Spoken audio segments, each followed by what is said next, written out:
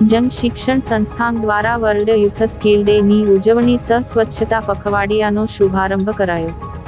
ભારત સરકારના કૌશલ્ય વિકાસ મંત્રાલયના માર્ગદર્શન હેઠળ જંગ શિક્ષણ સંસ્થાન ભરૂચ દ્વારા વર્લ્ડ યુથ સ્કિલ ડે ની ઉજવણી કરાઈ. સાથે આ વિભાગના 10 વર્ષ પૂર્ણ થતા સરકારની વિવિધ યોજનાઓ થકી અપાયેલ લાભો વિશે ચર્ચાઓ કરવામાં આવી હતી.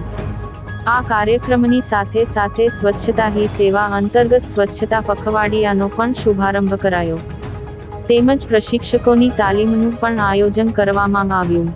સ્વાગત પ્રવચન કરતા નિયામક જૈનુલ સૈયદે જંગ શિક્ષણ સંસ્થાનની કામગીરી અને ઉપલબ્ધિઓ વિશે વિસ્તૃત ચર્ચા કરી. મુખ્ય મહેમાન પદેથી બોલતા ભરૂચના ધારાસભ્ય રમેશભાઈ મિસ્ત્રી દ્વારા તાલીમાર્થીઓને પ્રોત્સાહિત કરી આત્મનિર્ભરતા તરફ આગળ વધવા આહવાન કર્યું હતું. આ પ્રસંગે અતિથિ વિશેષ પદેથી ઉપસ્થિત BDMA પ્રમુખ દેવાંગભાઈ ઠાકોરે તાલીમાર્થીઓના રસપૂર્વકના અધ્યયનને બિરદાવી પોતાના ક્ષેત્રમાં આગળ વધવા પ્રોત્સાહિત કર્યા હતા.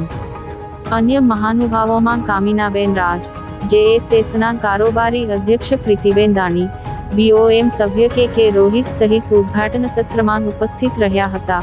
પ્રશિક્ષકોની તાલીમ માટે જાણીતા EDP trainer ઋષિભાઈ Dave, doctor Narendra પાટિયા દ્વારા એમ્પ્લોયેબિલિટી સ્કિલ્સ તેમજ તાલીમાર્થીઓને સ્વનિર્ભરતા તરફ આગળ ધપાવવાના વિવિધ તાલીમલક્ષી પાસાઓ ઉપર વિસ્તૃત ચર્ચા કરી EDPનું મહત્વ સમજાવી પ્રશિક્ષકોને પ્રોત્સાહિત કર્યા હતા.